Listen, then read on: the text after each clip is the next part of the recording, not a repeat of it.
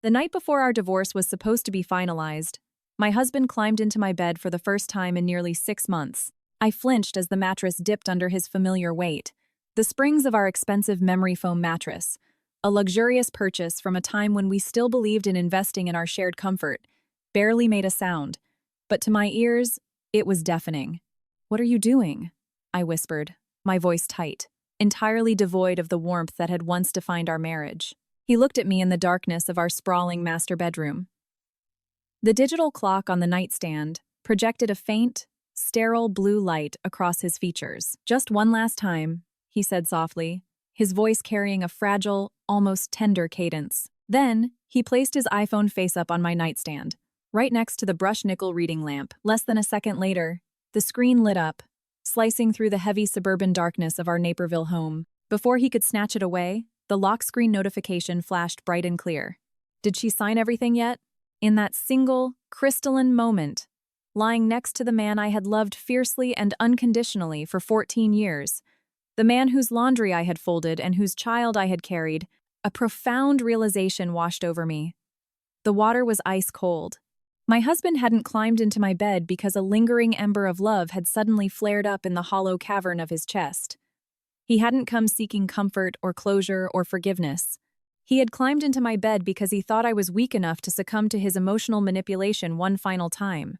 He thought a momentary lapse into physical intimacy would ensure I wouldn't look too closely at the dotted lines I was supposed to sign at 9 a.m. the next morning. Catherine Vance, my friends call me. Kate used to believe that betrayal was a loud, chaotic event.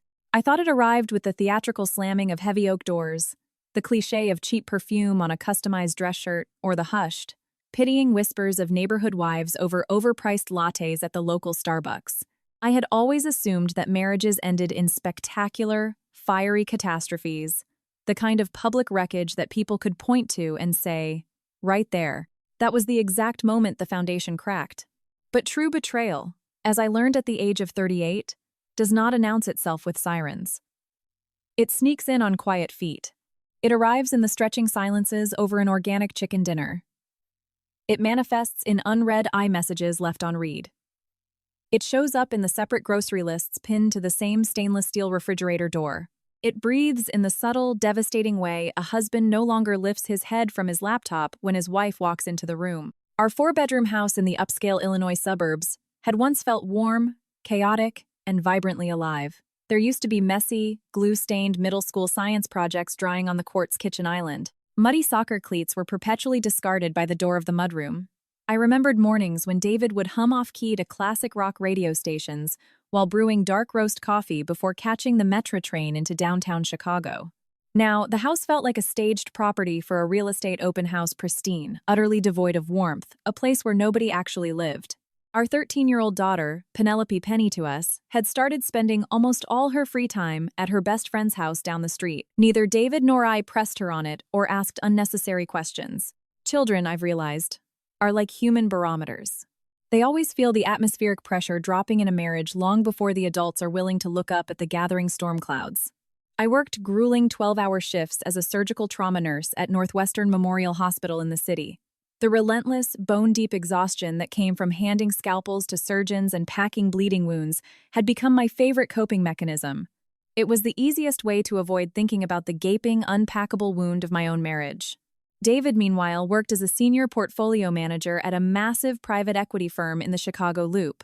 Over the years, he had traded in his off-the-rack department store suits for bespoke Italian tailoring. He smelled faintly of Tom Ford cologne, the metallic tang of the commuter train, and the specific kind of arrogant ambition that infects men who handle other people's millions. Gradually, day by day, bonus by bonus, he had morphed into a stranger. A handsome, well-compensated stranger whom I no longer recognized. Or maybe, I found myself wondering on the nights I couldn't sleep. He had always been exactly who he is, and the money just bought him the privilege of taking off his mask. The divorce itself had been shockingly amicable. No screaming matches on the front lawn. No shattered wine glasses. One rainy evening in late February, David had simply sat across from me at the kitchen table, folded his perfectly manicured hands, and said, "I don't think we make each other happy anymore, Kate." The sentence was delivered with a terrifying, rehearsed softness. And the worst part was that deep down in the tired, neglected corners of my soul, I knew he was right. We didn't make each other happy. We barely made each other anything at all. At least, that was the narrative I had bought into. Now, 3 months later, the unsigned marital settlement agreement rested in a thick manila folder on the mahogany desk in his upstairs home office. The final mediation session to stamp and approve the division of assets was scheduled for Friday morning. Just one more stroke of a blue ballpoint pen, and 14 years of shared history, inside jokes, hospital visits, and mortgages would be legally reduced to a closed file. I should have been asleep that night. I had an early morning rotation in the OR, and my arches were still throbbing from standing on hard linoleum tiles for an entire shift. But sleep had become a fickle, untrustworthy friend lately, arriving in shallow, anxiety-riddled bursts rather than offering genuine refuge.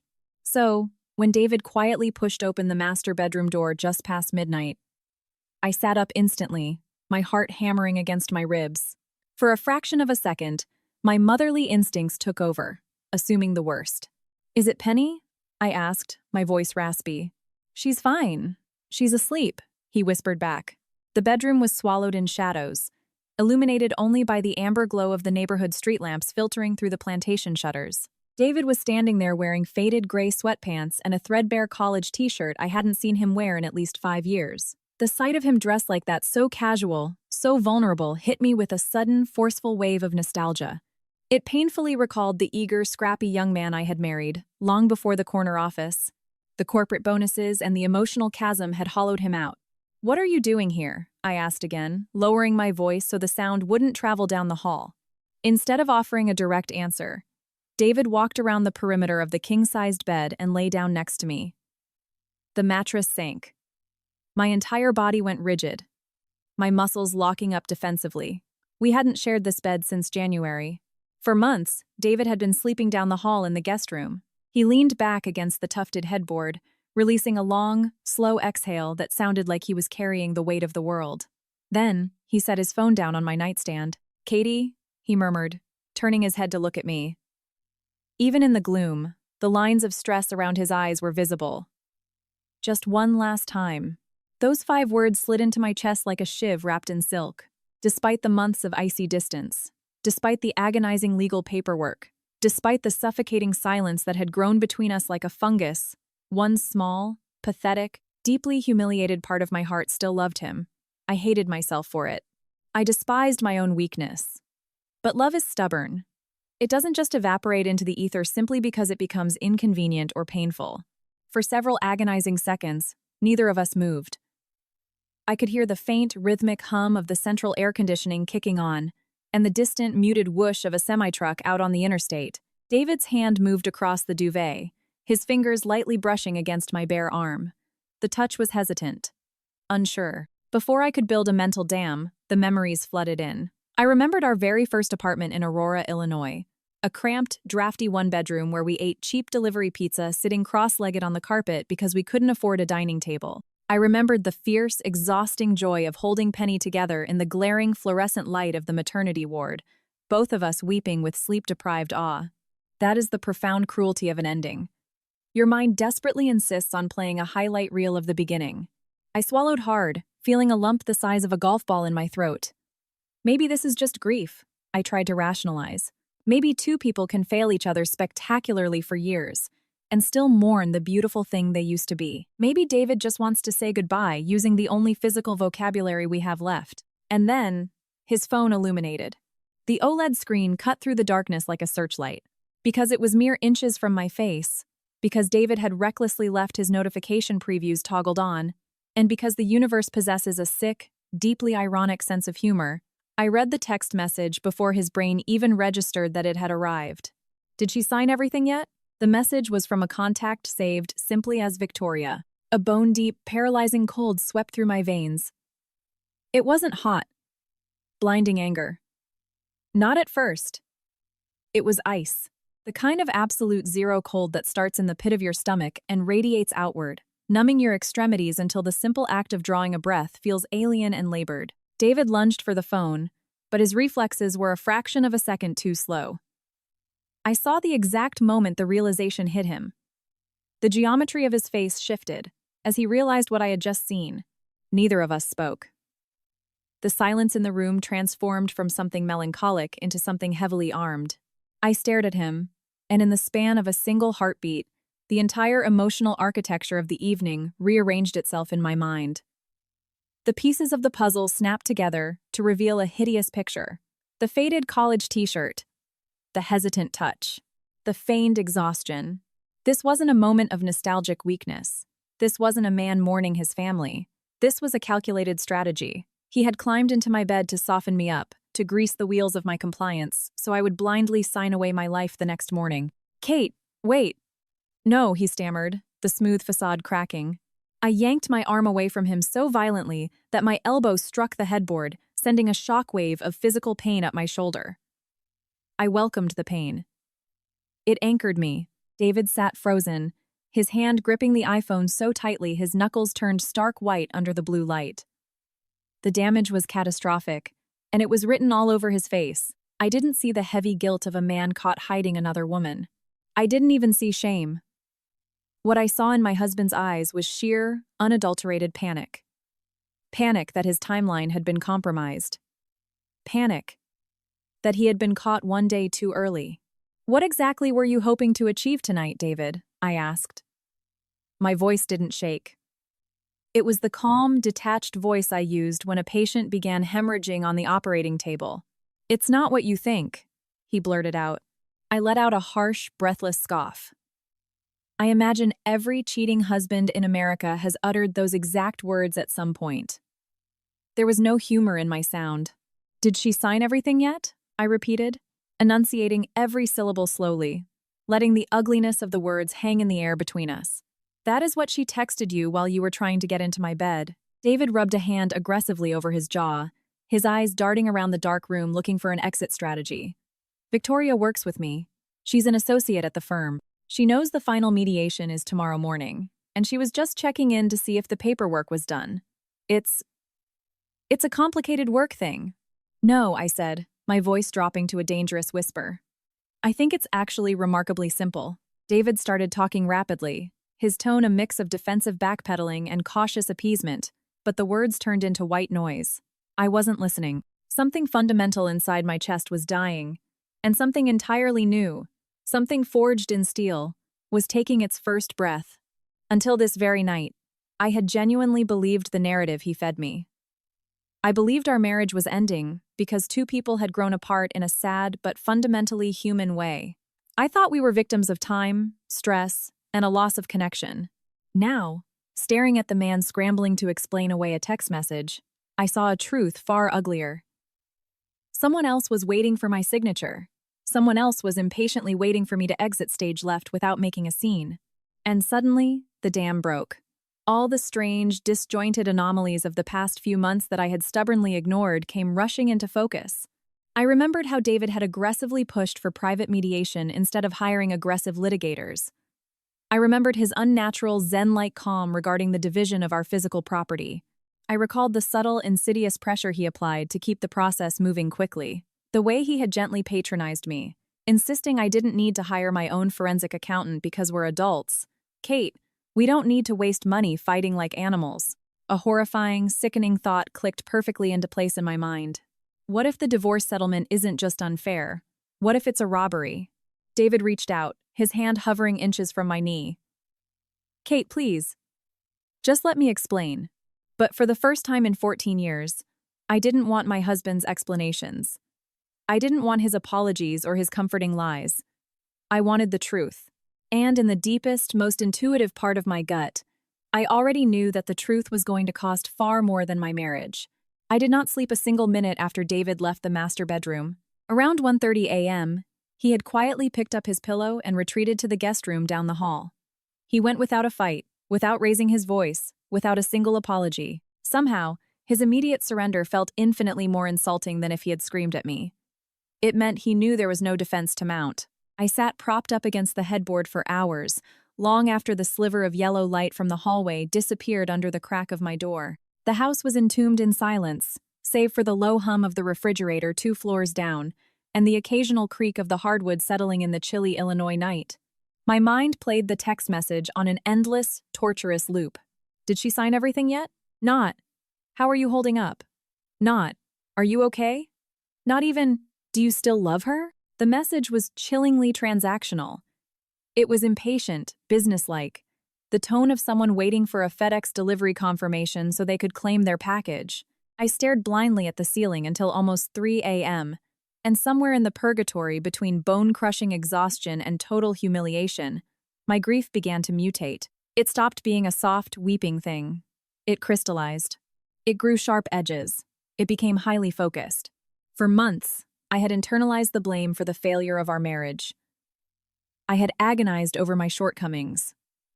I thought maybe my 12-hour shifts at the hospital were to blame. Maybe seeing too much trauma had made me emotionally unavailable. Maybe I had stopped putting in effort, stopped being the fun, carefree girl he met in his 20s. Women like me, Midwestern girls raised to be peacemakers, are practically hardwired to search ourselves for the broken pieces when a relationship falls apart. We are conditioned to assume the guilt. But lying there in the dark, I started reevaluating our recent history through a terrifying new lens.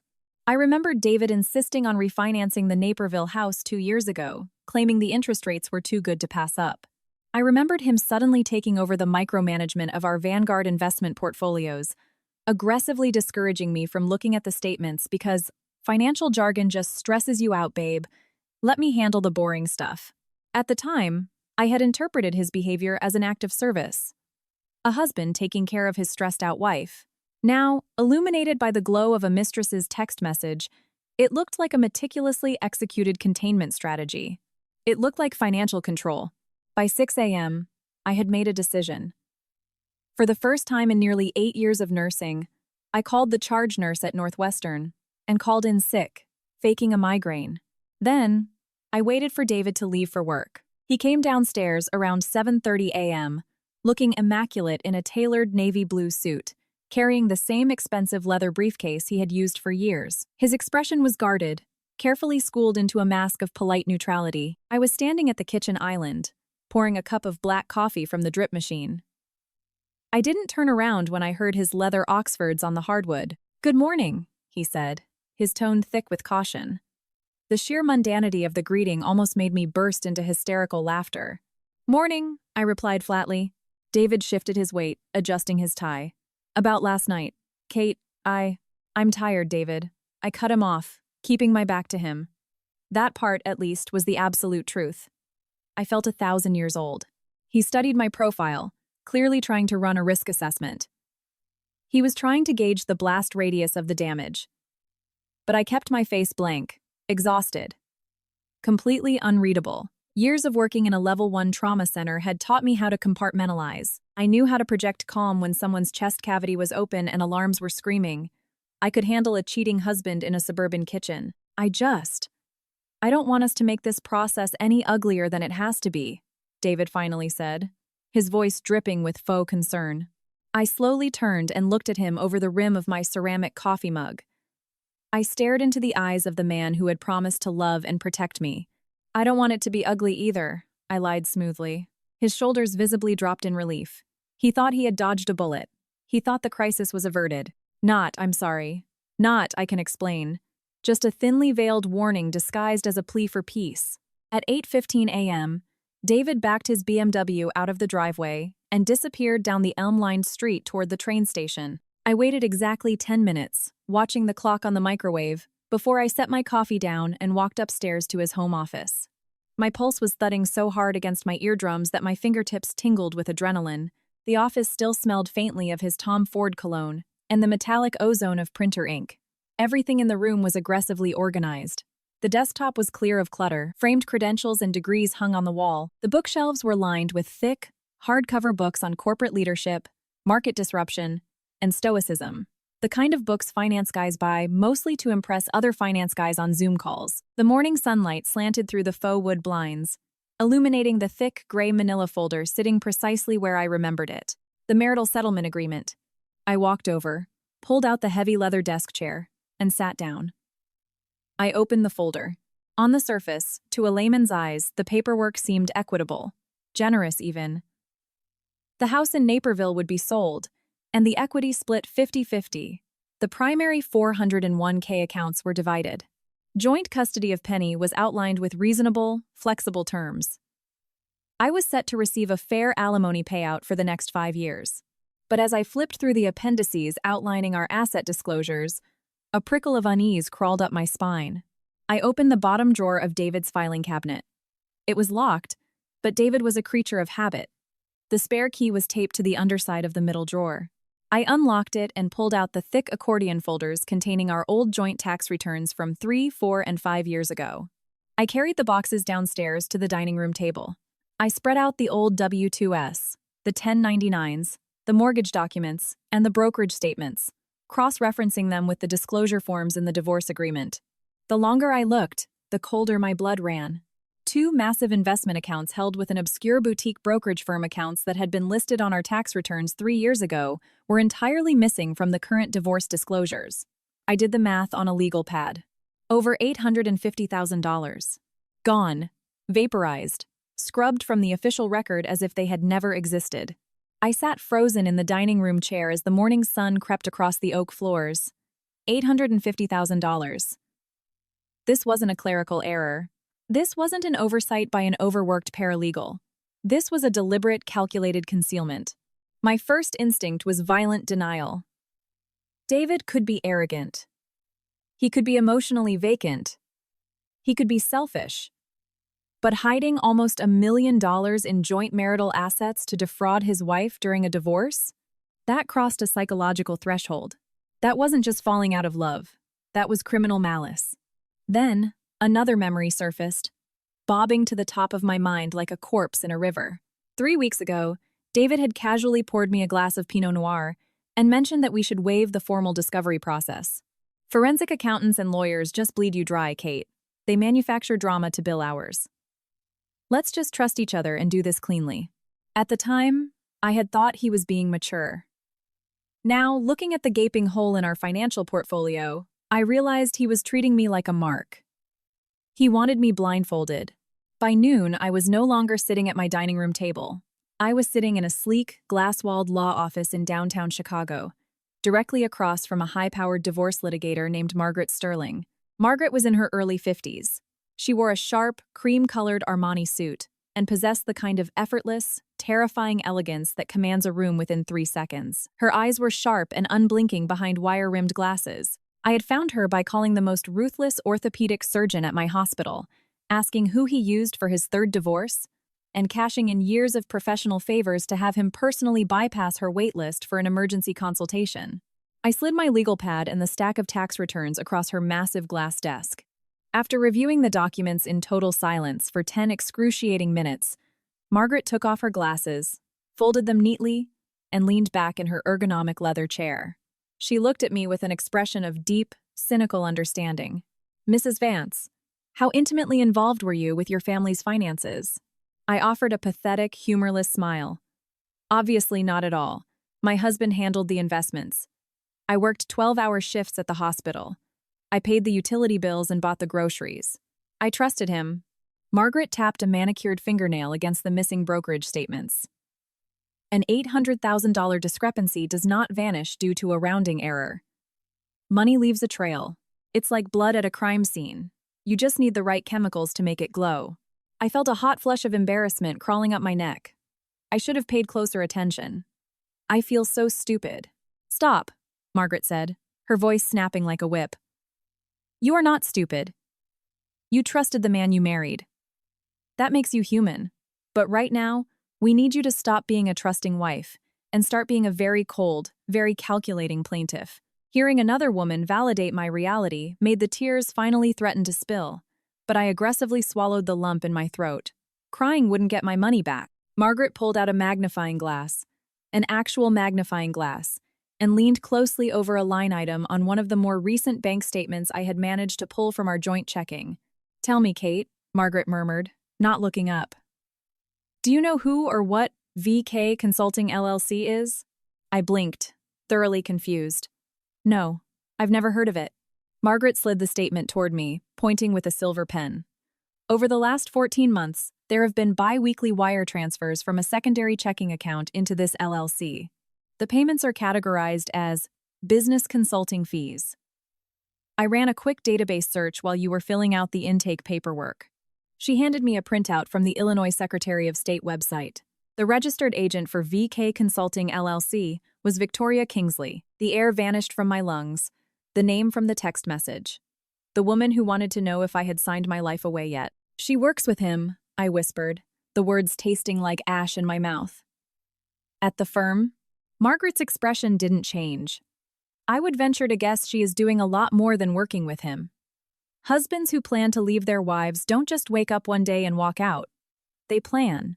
They funnel. They create safety nets. He's been siphoning marital funds into a shell company controlled by his mistress, likely preparing to fund his new life while claiming poverty during the divorce. I looked out the floor-to-ceiling windows of Margaret's office, staring out at the gray, choppy waters of Lake Michigan. The humiliation was a physical weight, pressing down on my chest. It wasn't just an affair. It was an organized heist.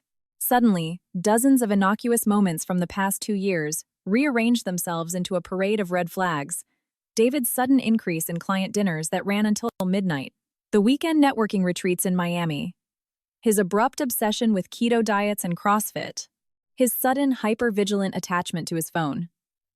In my late 30s, exhausted by motherhood and my career, I had convinced myself I was too mature, too tired to be the paranoid, snooping wife. I had diagnosed his distance as a midlife crisis. I hadn't realized I was funding it. What do I do? I asked, my voice barely above a whisper. Margaret folded her hands on the desk. Rule number 1. You completely abandon the delusion that your husband is negotiating in good faith. He is an adversary. Treat him as such. The word adversary echoed in my head. Rule number 2, Margaret continued, her tone dropping into a deadly serious register. You do absolutely nothing impulsive. No screaming matches. No throwing his clothes on the lawn. No crying, pathetic text messages. You do not confront him about the affair. You do not confront him about the money. I stared at her, stunned. I just pretend I don't know? Exactly, Margaret said. Men who hide assets during a divorce rely on a very specific psychological profile of their wives. They expect you to be emotional, hysterical, and irrational. They want you to make a scene so they can point to you and say, "Look how crazy she is. This is why I had to leave." They expect you to react, Kate. So, we are going to do the one thing he doesn't expect, which is, we are going to be strategic. Margaret pushed the manila folder back across the desk. If you sign those papers tomorrow, you waive your right to discovery. You lose everything he hid. I am going to file an emergency motion to halt the mediation, citing the need for formal financial discovery. In the meantime, you go home, and you play the part he cast you in. Be the sad, exhausted, compliant wife. Let him think he's winning. She looked at me, a fierce spark in her eyes. If a judge finds out he has been dissipating marital assets to fund an extramarital affair, especially through fraudulent LLCs, the courts take it very personally. We won't just get your half back. We will decimate him. For the first time since the lock screen lit up the night before, I felt something other than agonizing pain. I felt a spark of pure, unadulterated rage. It wasn't the hot, messy anger that makes you throw plates against a wall. It was cold. It was calculating. It was the terrifying anger of a woman who has suddenly realized exactly how much she has been underestimated. When I drove back to Naperville that evening, the house smelled of garlic, olive oil, and expensive red wine. David was in the kitchen, wearing an apron over his dress shirt, tossing pasta in a skillet. He looked up when I walked in, flashing a practiced, cautious smile. If an outsider had looked through our window, they would have seen a modern, civilized couple navigating a difficult transition with grace. "Hey," he said, turning down the heat on the stove. "You okay? You left before I woke up." I stood in the entryway, studying him. This man had slept next to me for over 5,000 nights.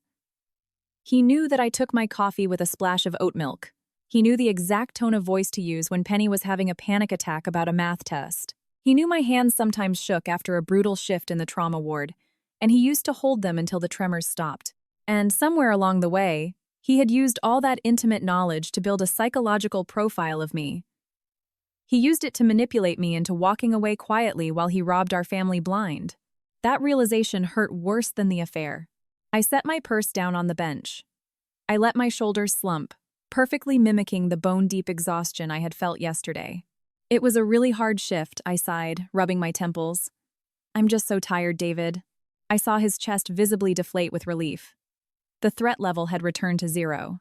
I know, Katie, he said softly, walking over and pouring me a glass of the Cabernet. I know this is hard. But we're almost at the finish line. He handed me the glass. I took it, forced a small, sad smile, and secretly began plotting his total destruction. Over the next 10 days, I discovered something deeply disturbing about deception. The people who commit the most heinous betrayals rarely view themselves as the villain. They write a narrative where they are the misunderstood protagonist. David still held the door open for me. He still asked if I wanted him to pick up anything from Whole Foods. He still reminded Penny to grab her North Face jacket before heading to school, because the April wind coming off Lake Michigan could be brutal. It was a masterclass in cognitive dissonance. He was being aggressively polite while systematically trying to ruin my financial future. It made me realize that violent, angry people are easy to defend against. It is the polite, softly spoken people who smile while they slit your throat that are truly dangerous. I followed Margaret's instructions with surgical precision. I did not mention the hidden Vanguard accounts. I did not utter Victoria Kingsley's name. I canceled the mediation, citing legal formalities from my new lawyer, acting apologetic and confused about the process. My new lawyer says she just needs to do some standard paperwork, David. I had lied smoothly over breakfast. It's just red tape. David had been visibly annoyed but tried to hide it behind a mask of patience. Just make sure she doesn't drag this out, Kate. We don't want to waste Penny's college money on legal fees. Penny's college money. The absolute audacity of him invoking our daughter's name almost made me break character and stab him with a grapefruit spoon. But I swallowed the bile and nodded meekly. Every evening, we sat across from each other at the kitchen island, eating dinner like hostages in a polite standoff. I studied him like a specimen on a microscope slide. I noticed how he weaponized therapeutic language. I just want this to be a healing process for both of us. We need to protect our peace during this transition. The words respectful and amicable became his favorite camouflage. Meanwhile, behind the scenes, Margaret Sterling and a forensic accountant named Arthur were tearing through our financial history like a pack of starving wolves. Once Margaret filed the emergency motion and subpoenaed David's firm and bank records, the dam broke. By the end of the second week, the picture was infinitely uglier than I could have ever imagined. The missing brokerage accounts were just the tip of the iceberg. David had been routing his massive year-end bonuses directly into the LLC controlled by Victoria. Hundreds of thousands of dollars, categorized as market research consulting, were sitting in an account that Kate had no legal access to. Margaret called me on a rainy Thursday afternoon. I was standing in the supply closet at the hospital, surrounded by boxes of saline and sterile gauze, pressing my cell phone hard against my ear. Your husband, Margaret said, her voice crackling with dry amusement, is either arrogant to the point of clinical delusion, or he genuinely believes you possess the IQ of a golden retriever. Will he actually get away with it? I whispered, watching a group of surgical residents walk past the frosted glass door. Not a chance in hell, Margaret replied. We have the wire transfers. We have the LLC formation documents. We have timestamps of him moving assets the week before he formally asked for the divorce. It's textbook premeditated fraud. I closed my eyes, leaning my forehead against the cool metal of the shelving unit. A tiny, pathetic part of my heart had still been holding out hope for a misunderstanding. I wanted Margaret to tell me there was a logical explanation. I wanted to salvage some fraction of the man I had loved. But numbers are devoid of emotion.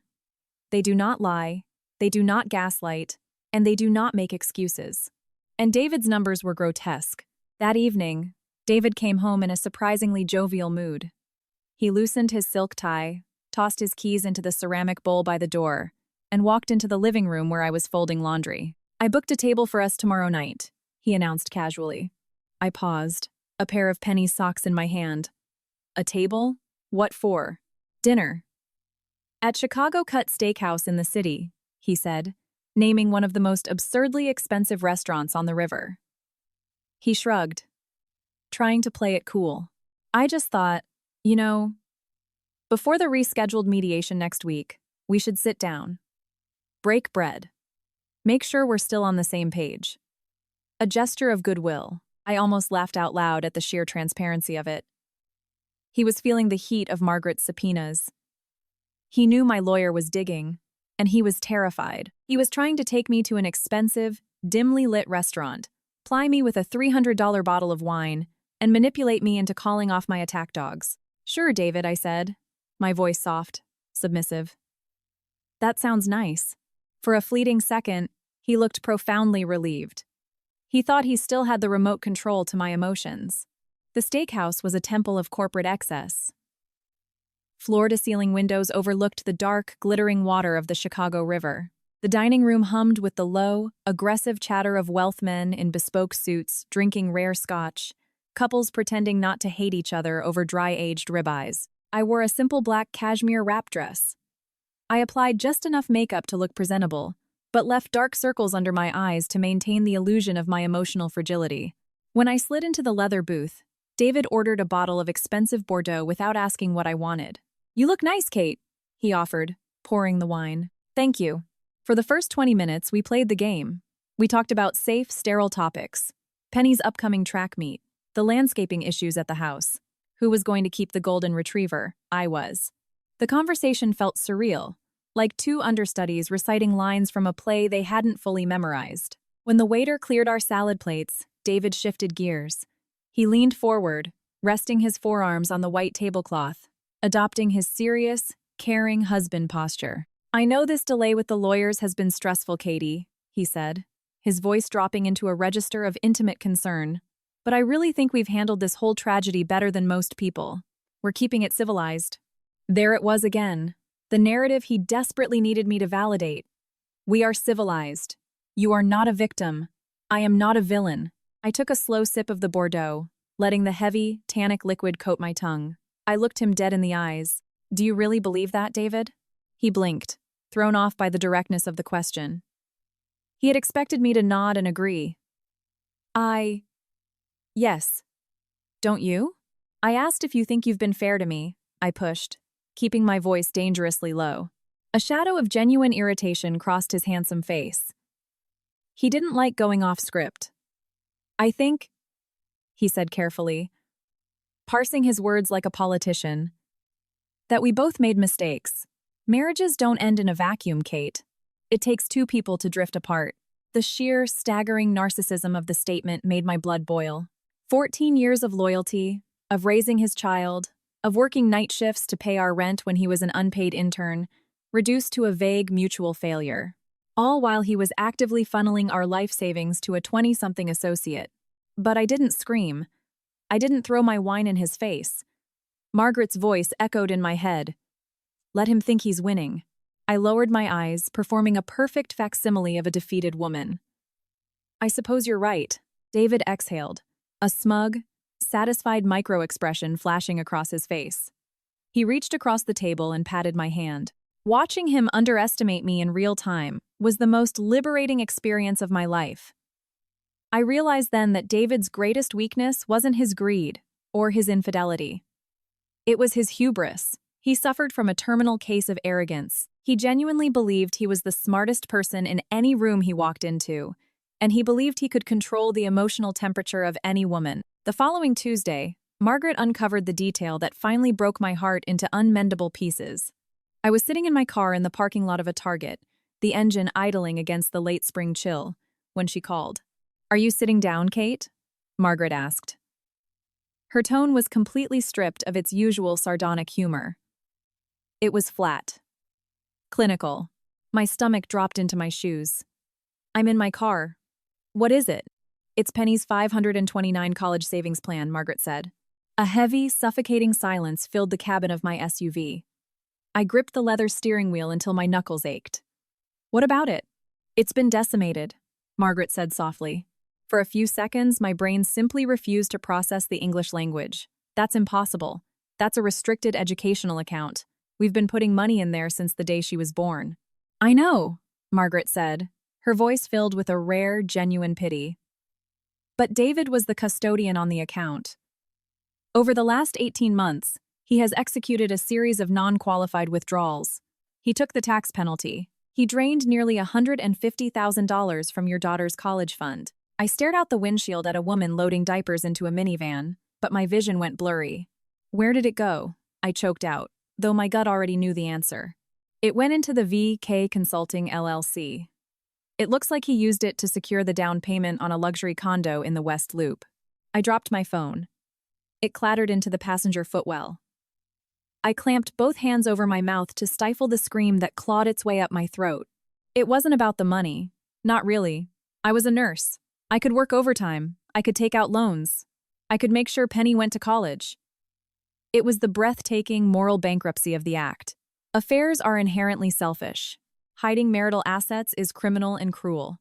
But stealing from your own child's future, taking the money meant for her education to buy a penthouse for your mistress, that required a level of sociopathic detachment that I could not comprehend. And the most agonizing part of it all was that Penny absolutely adored her father. She thought he hung the moon. That evening, David came home carrying 2 brown paper bags from our favorite local Thai restaurant. He walked into the kitchen whistling a tune, acting like a man who was completely unbothered by the universe. I watched him unpack the containers of pad thai and green curry. He rambled on about some corporate drama at his private equity firm, complaining about a junior analyst who had messed up a pitch deck. "You're quiet tonight," he noted, pausing with a carton of rice in his hand. "Everything okay?" "Just tired," I said. David walked around the kitchen island.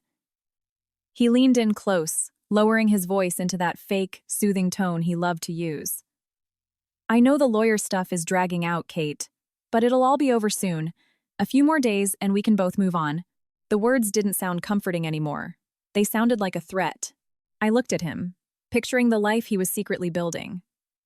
The luxury condo in the West Loop. Victoria Kingsley, sleeping on expensive Egyptian cotton sheets. Penny visiting every other weekend, utterly oblivious to the fact that her father had cannibalized her college fund to pay for his midlife reinvention. Something inside me snapped. But it didn't snap into chaos. It snapped into perfect, terrifying alignment. The grief was entirely gone. All that remained was execution. I offered him a sweet, placid smile. "Yes, David. It will all be over soon." The final mediation session took place 2 days later. We met in a neutral, private arbitration suite on the 40th floor of a skyscraper in downtown Chicago. The office was decorated in the universal language of corporate neutrality: beige walls, abstract art that meant nothing, and a coffee station with stale pastries that nobody involved in a divorce could stomach eating. The entire environment was engineered to make the destruction of a family feel like a sterile business transaction. David arrived wearing a charcoal gray Tom Ford suit, an Audemars Piguet watch gleaming on his wrist. He looked relaxed, confident. He looked like a man arriving to sign the closing papers on a successful merger, not a man arriving to dismantle his family. Before we even walked into the suite, I saw her. Victoria Kingsley was sitting in the public lobby area near the elevators. She was exactly what I expected.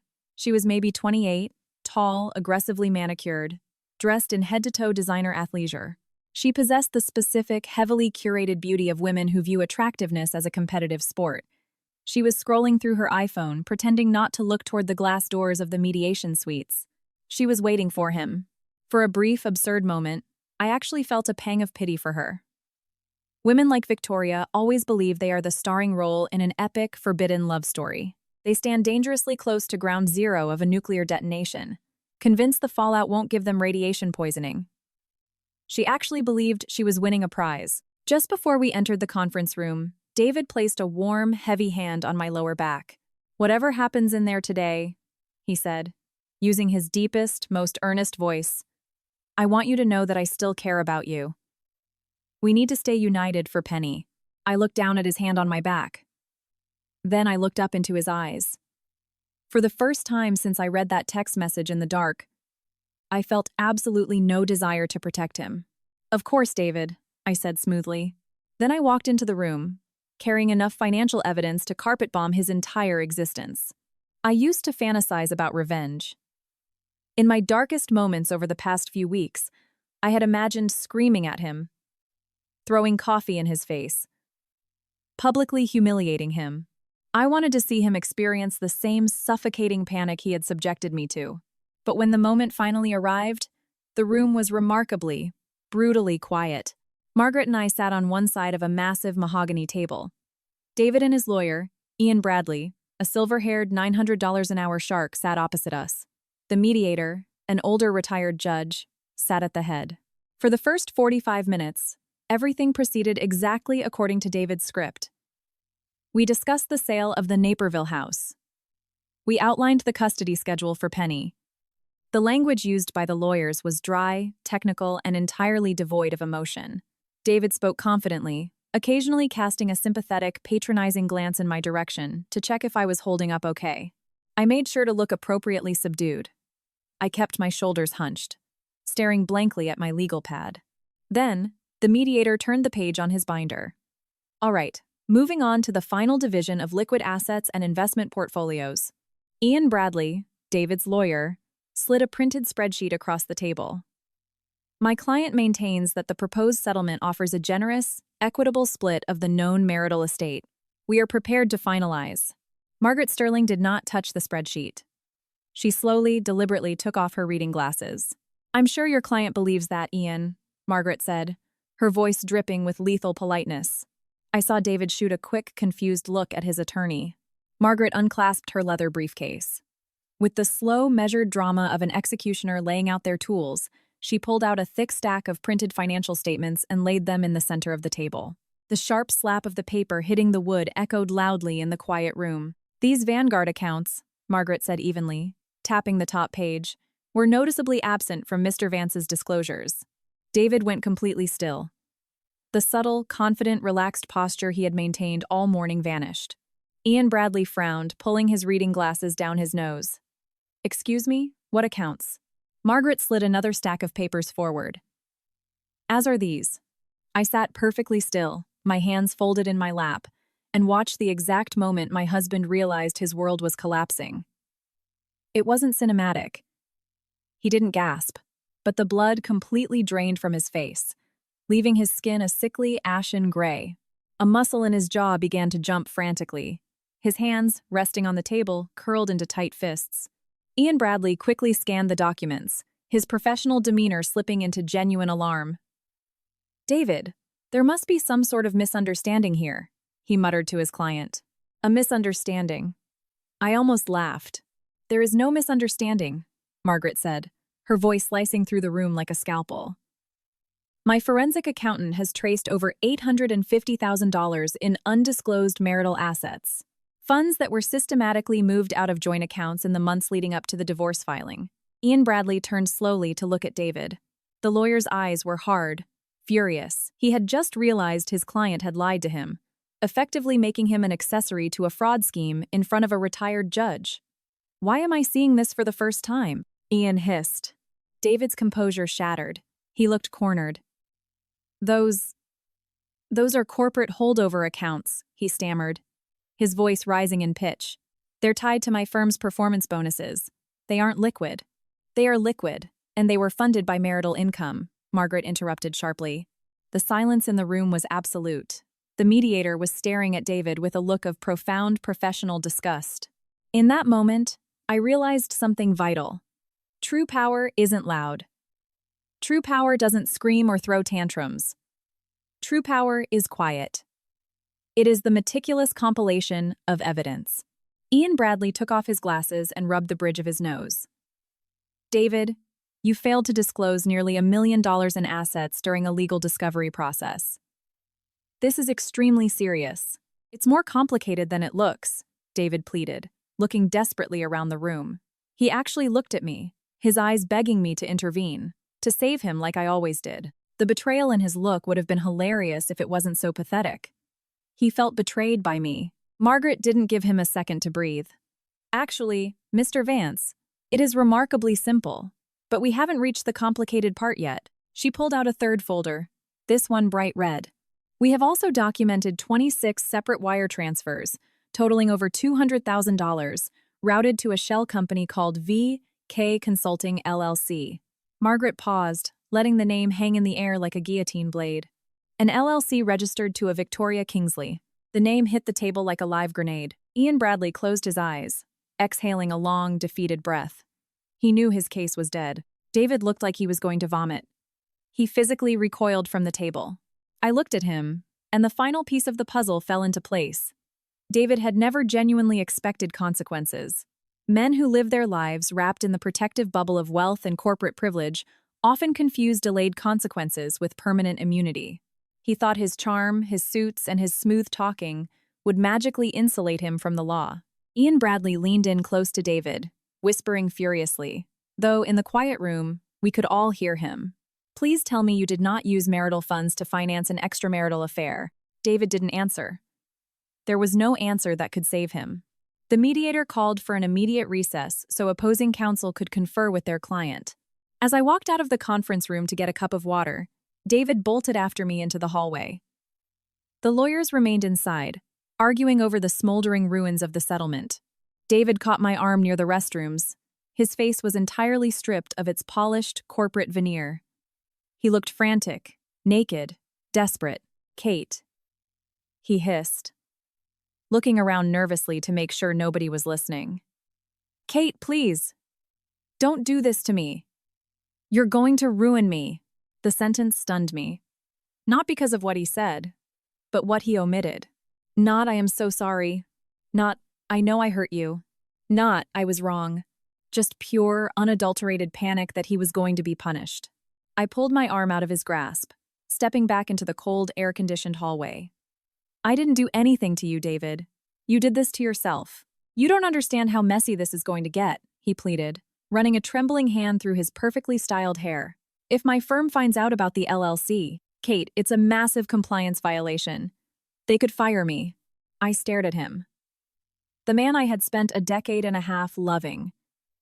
And then I finally asked the question that had been burning a hole in my chest for days. Did you really take the money from Penny's 529 account? David froze. He couldn't look me in the eye. He stared at the carpeted floor. It was temporary, he whispered miserably. I needed liquidity for the down payment on the condo. I was going to put it back before she started applying to college. I swear to God, Kate, I was going to put it back. I physically recoiled from him. Temporary. As if stealing your child's future is a victimless crime as long as you intend to replace the stolen goods. For Victoria, I said. David rubbed his hands over his face, looking suddenly haggard, older.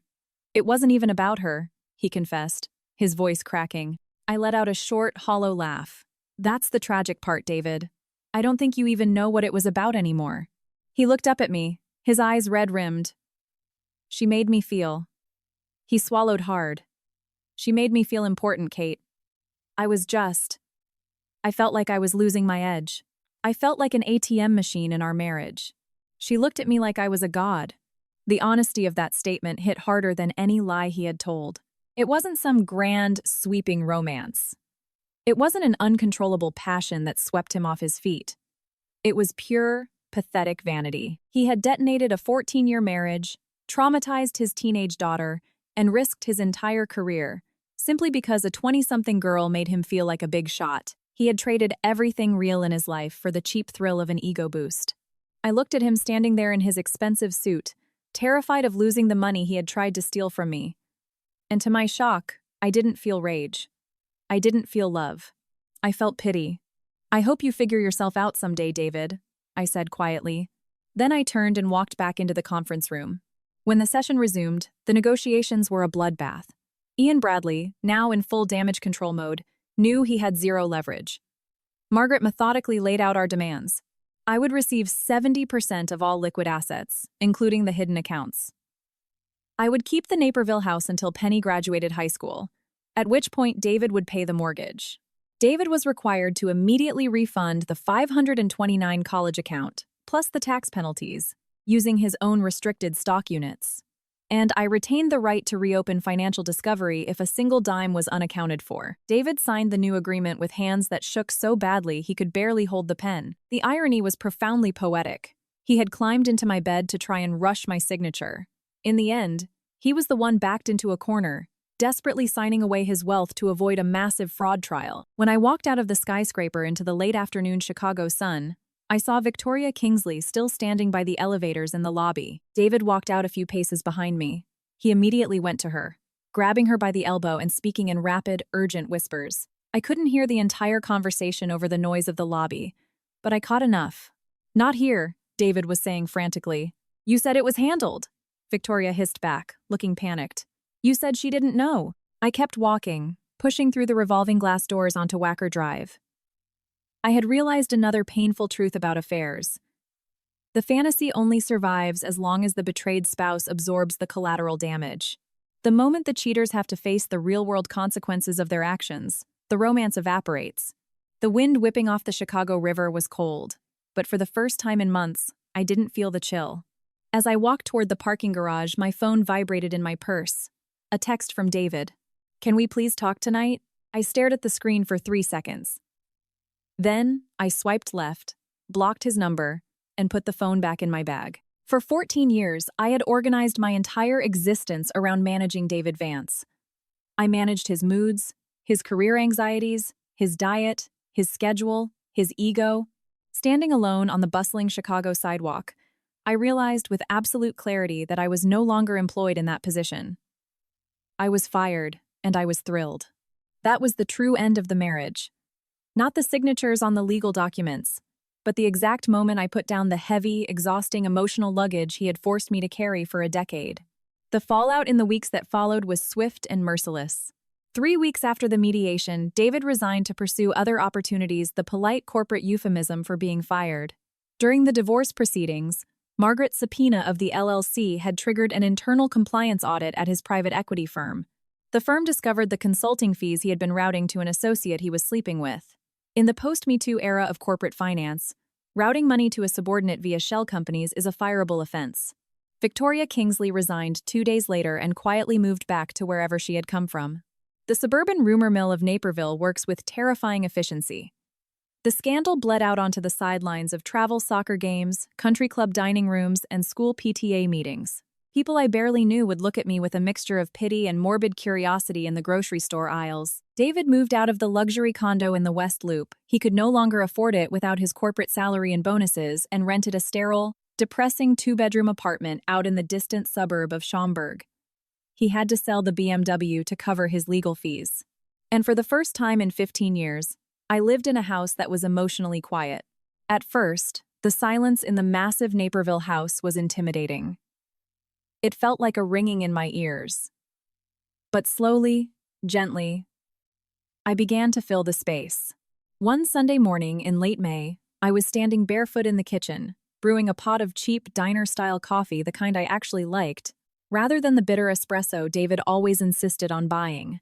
Rain was drumming steadily against the sliding glass doors leading to the patio. Penny was sitting at the kitchen island, eating a bowl of Cinnamon Toast Crunch and scrolling through TikTok on her phone. Suddenly, she paused her video, looked up at me, and tilted her head. "You look different lately, Mom," she said matter-of-factly. I paused with my coffee mug halfway to my lips.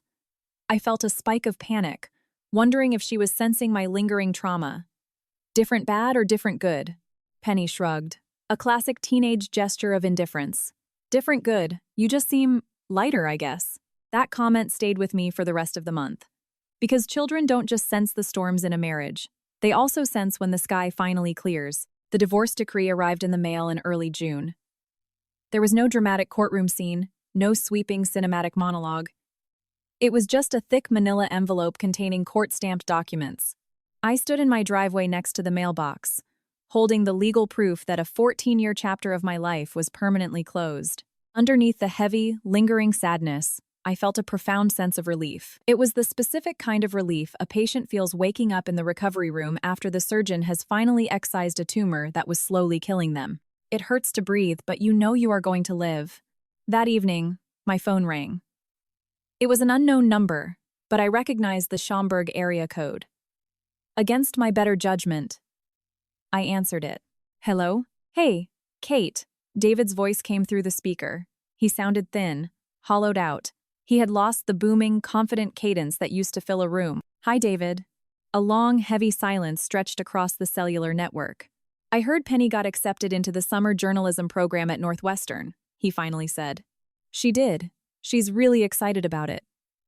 I leaned against the kitchen counter, watching a cardinal land on the wooden fence in the backyard. "That's great. Really great," he mumbled. Then he paused. "Kate, I think I owe you a real apology." I closed my eyes. The words were arriving months too late, and to my absolute surprise, I found that I didn't desperately need them anymore. They were just words. I know an apology doesn't fix the money, or the lying, David continued, his voice wavering slightly. But I need you to know. I never set out to destroy you. I almost hung up. I almost let him sit in his own manufactured guilt. But I realized something important during those long nights staring at the ceiling. Most people who destroy marriages do not operate like comic book villains. They do not wake up, look in the mirror, and say, "Today, I am going to ruin my wife's life." They destroy you through 1,000 tiny selfish choices. They just put their own comfort, their own ego, their own desires first, over and over again, until destruction is the only logical outcome. "You didn't wake up wanting to hurt me, David," I said softly, my voice devoid of malice. "You just kept choosing yourself, every single time a choice had to be made." He let out a shaky breath on the other end of the line. I suppose that's true. I pictured the young, eager man I had married in Aurora, the guy who used to make me laugh until my ribs ached over cheap pizza. He had chased success so hard, tying his entire self-worth to his bank account and the admiration of others, that he had hollowed himself out. Victoria Kingsley didn't break our marriage. She simply walked through a door that David had left wide open years ago. "I really did love you, Katie," he whispered. And the tragic thing was, I believed him. People can love you deeply and still betray you absolutely. Human beings are incredibly messy that way. "I know you did," I replied. Another long silence. Then he asked, "When I came into the bedroom that night, the night before the mediation, part of me really just wanted it to be real again. Just for a minute."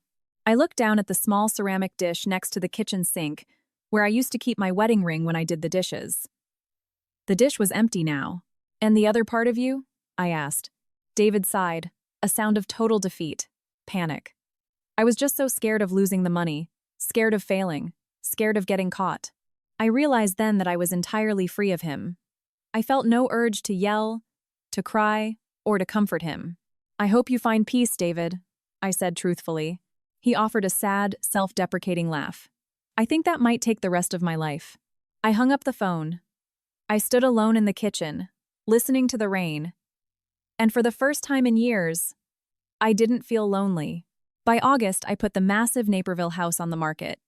It sold in 4 days to a young, eager couple who looked exactly like David and I had a decade ago. I didn't want to keep the house. It was a mausoleum of dead arguments, silent dinners, and years spent shrinking myself down to fit into the negative space my husband left behind. Penny and I moved into a beautiful, historic 2-bedroom apartment in Oak Park. It was smaller. The hardwood floors creaked when you walked too heavily, and there was no quartz kitchen island, but it had massive bay windows that let in rivers of golden afternoon sunlight. It felt like a home, not a stage. The first night we moved in, we were unpacking boxes in the living room while a Spotify playlist played softly from a Bluetooth speaker. "No offense, Mom," Penny said, tossing a roll of bubble wrap into a trash bag, "but Dad would have absolutely hated this place. The plumbing makes weird noises." I looked around the cozy, imperfect living room. I smiled, a real, genuine smile that reached my eyes. I think that's exactly why I love it. Healing did not happen like it does in movies. There was no montage of me drinking wine on a beach or burning his clothes in a dramatic bonfire. Healing happened in tiny, microscopic increments. It happened the first time I went to Whole Foods and realized I didn't have to buy the expensive IPA beer he liked. It happened when I enrolled in a nurse practitioner master's program, a career move I had delayed for years, because David complained it would take too much time away from the family. It happened on the quiet mornings when I woke up and realized my chest wasn't tight with anxiety about what mood my husband was in. Late one evening in October, I was sitting on my new velvet sofa, deleting old photos and clearing out the storage space on my iPhone. As I scrolled through the camera roll from the previous spring, I stumbled across a screenshot I had completely forgotten about.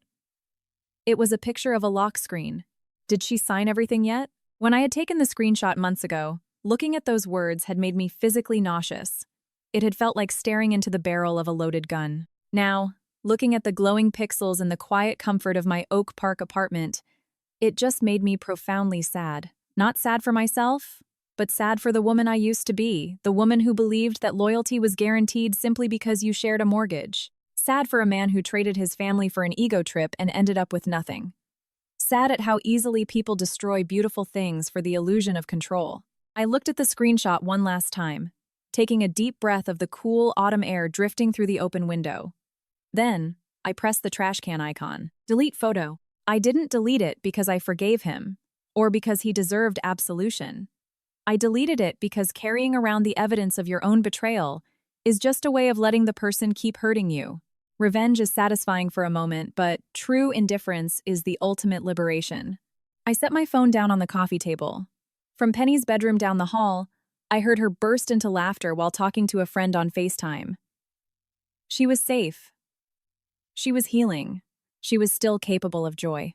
I leaned back against the cushions, closed my eyes, and for the first time in 14 years, my future didn't feel like a heavy burden I had to carry. It felt like a blank page, waiting to be written.